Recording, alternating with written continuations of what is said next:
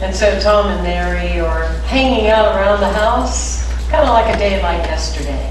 One of those days where it's raining and you're just kind of chilling. And Tom looks over at Mary and, you know, the kids are off to college and they're just enjoying the leisure of life. And he looks over at her and she's going to sleep. So he thought how nice for him to go and remove the glasses from her head. And he looks down at her and he says, you know, Mary, he said, without your glasses, I think of you of how you were when we first met. Just so beautiful. And she said, well, you know, Tom, without my glasses, you know, you look pretty good too.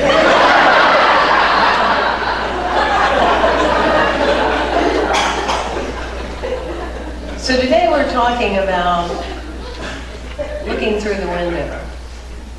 I think one of the biggest things that is so complicated for people to realize, it's your filters that tell you what your world is. It's how you see. In greater scripture, we're told that your eyes are the windows of your soul. Yet if we all look through the windows of our soul, let's be real, there would be no lack, there would be no separation, there would be no judgment, no agenda, for we would look through the eyes of pure beingness, yes? Yes. But what we do is we have great ideas and great ideals, and we set things in motion like we did this past Sunday, those of you that were here. We set into motion to have an Easter moment, to have a great awakening, to have a new beginning, to let something go, to surrender, etc. Yet what tends to happen is we tend to take our same set of eyes, our vision, and see life in the very same way. Do you relate to that? Has that ever happened to you?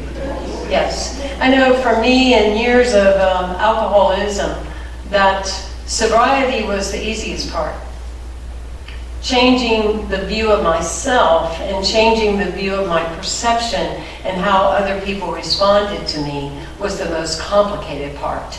Because I had lived life for so many years, regardless of how many Om classes I went to and how many Buddha things I did and how much green juice I drank. And, you know, no matter how hydrated I was, you know, no matter what, I still had this fundamental part of me that said, something's wrong, I've done something wrong. Because I was used to that. You know, I wrecked a car, I did all kinds of things. We won't talk about that today. I want to get on with your day, but I was used to that window of something must be wrong. And people do that, people that are aspired to become wealthy, and then they lose it all with 401 or the stock market or something. And they look through the eyes of fear that they may never get that again. Change your eyes. People that meet each other, that fall in love, more often than not, they're not looking for the new in which they see.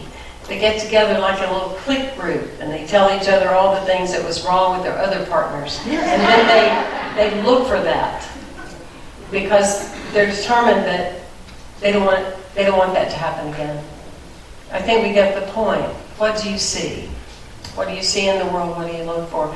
What is your perception? What is your perspective of how you welcome life? Because if you're coming from a consciousness that there's always enough, that you are loved beyond your immense value, that everything that happens is really for the good, even though the appearance of it may not feel that way right then, that's what you're going to look for. But if you're looking for something's out to get me, something's going to find me, I'm going to get found out, I've done something wrong, then what are you going to get? Thank you for that interaction. In the Daily Word not long ago, it was talking about looking through life, through a different set of eyes, and it was talking about in the movie Dead Poets Society, how the teacher asked all of his students to stand up on the desk and to look around, and they were in awe of how they were able to see things differently. They were able to look at each other differently. They were able to look out at the grounds of their school and see that differently. You know, sometimes for us it's just a simple perspective change. It's taking a different way home. It's going a different route. It's, my goodness, go to a different grocery store. You know, and let's face it, I mean, it seems so different even though they're all named the same, right? They do that to kind of trick you, you know, and if you're a healthy person, you only have 3 hours to go down anyway, so it's really not that big of a deal. You see what I mean? So it's like, but do something that shifts you out of the norm so that through a different set of glasses, you're able to see life in a new way. At our board meeting, we changed the word board meeting to a celebration, because it usually wound up in the past being a bored meeting. I mean, it was bored, you know what I mean? So we changed our way of holding that. So when we left our board meetings, we were going to be so exhilarated and invigorated. It was going to be just beyond what we had ever dreamed of. Yes? So how can you do that in your life is the key. But at the board meeting, we were gifted with a great lesson by one of our board members, Carol D'Alessandro. Thank you for this, Carol. It's changed my life. Thank you. She was telling us about how she had learned a Buddhist practice, that you find and identify a favorite bowl that you have. Maybe it belonged to your grandmother, maybe it belonged to your family, maybe you just happen to have one, or you get one at Wings. But your favorite small bowl, your cauldron. And every morning, when you're doing your morning things around the kitchen, you fill the bowl with water. And as you're filling it with water, you pray into that water. Beloved God of my being, I allow myself to be an open spirit today. How can I serve? How can I be open? Allow me the eyes to see the greatness. Allow me the humility to allow, rather than be in the way. And whatever it is, those may not be your words, but whatever those words are, you hold it as you're thinking and as you're running that water into that bowl. And you let it sit all day. Talk about a change in perspective. And then in evening time, you take the same bowl filled with water and you empty it into a plant, or you empty it into a fountain that's running at your home, or into your animal dish, so that life may continue in that experience. Isn't that beautiful? How many of you are going to do that? How many of you are going to join me in doing that? I guarantee you, I have been in awe. I thought things were already amazing. Now they're just more amazing. Because, see, we develop then the eyes to look through a window of a greater level of life. Yes? Yes. So, when we look at Scripture, we look at David and Goliath. You know, the Israelites, they feared Goliath because they said, Goliath is so big, they won't be able to get him. But David thought, Goliath is so big, how could he miss? How could he miss? For your dream, is your dream so big you don't feel you can get it? Or is your challenge right now so big you don't feel you can overcome it? Or is it so big you know it's going to impact you in the greatest way? That there's absolutely no way that you can miss. You see, the bigger the dream, more than likely, the easier it is it's going to be for you to catch it, because you'll be able to see it when it actually comes. Do you get that? Because you turn around to somebody and say, don't stop looking for it. Don't stop looking for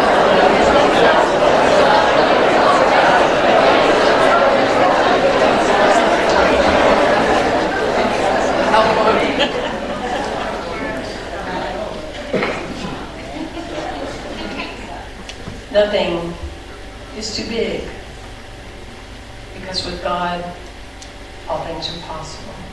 Say that with me. With God, all things are possible. It doesn't say some things. It doesn't say a few people from your high school class and not you.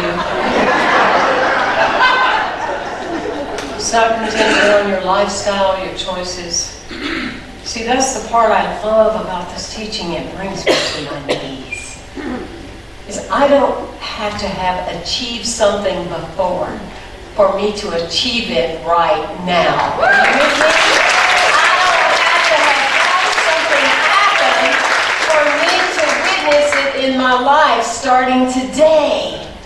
And that's the profoundness of why we gather here every week, is to remind ourselves of that. Whatever you decide today can be your today. You don't need any former experience. You don't have to have a degree to have it. You don't have to have had it in your DNA to have it. You can simply allow your consciousness to shift by the decision that you make, and then have the eyes to be able to see that your intelligence gets stimulated. Can I get an amen? Can I get a Yahoo? There you go. See, that's what I love about this place more than anything. And you know how much I love this place, is you never know what you're going to get. And those that are new today, we bless you.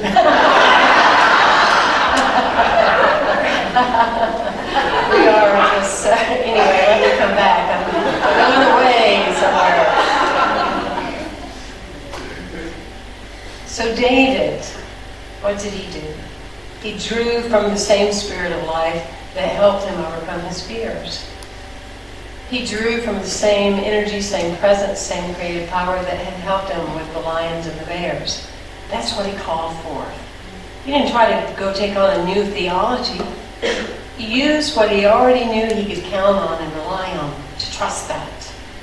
And that's what he knew. He held on to that because his trust had been established based upon the way some of us have lived.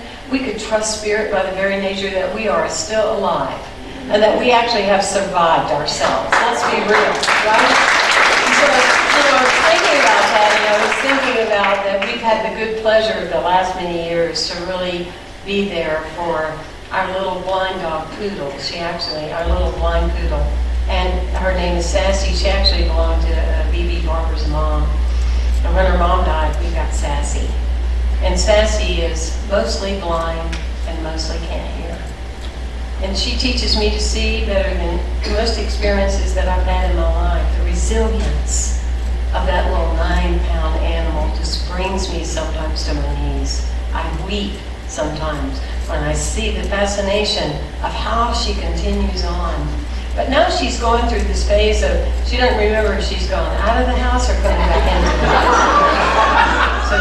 So you can just tell, she's going back and forth. She's going back and forth. And am I going out into the yard? Am I coming back into the house? I just don't know. And she kind of stumbles, walks around looking and everything. And then in the moment, one of us will come. We'll kind of give her a little tap, just kind of tap her. And she just breaks into the happy dog dance.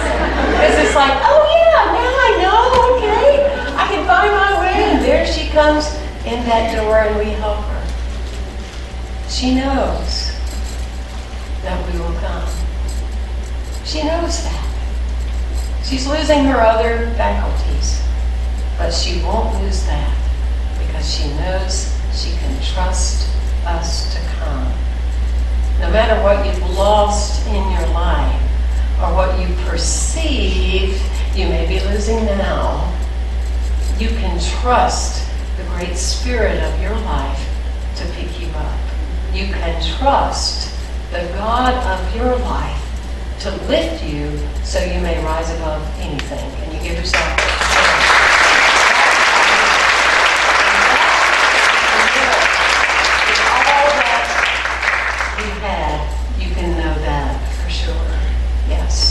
David needed to remind himself that there would be an award to take on something that big.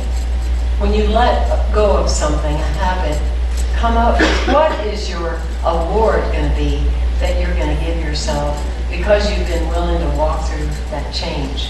He knew that his family would have tax-free privileges for the rest of their lives, and he knew he was going to get a girl. Huh? The girl. Well, talk to Alan about that after. The girl. Yeah, the special girl, right? Okay, so anyway, I'll take all the help I can get. So anyway, he knew the award. So what is the award for you? What is your award that once this happens in your life, what are you going to give yourself? We often need that to break change, yes? We often need that. I think the other interesting thing about David is he started out listening to everyone. And he was wearing the outfit of a king. He was wearing that shield and all that armor. That's what people told him that he ought to do. He was listening to everyone. But then he remembered, I know what has served me all my life. And he used his slingshot and approached the giant. What is it within you that you know? What do you know always works? We're so influenced by others. But in order to look through the window of true change, it must come through our own eyes, through the windows of our soul and our ability to see that.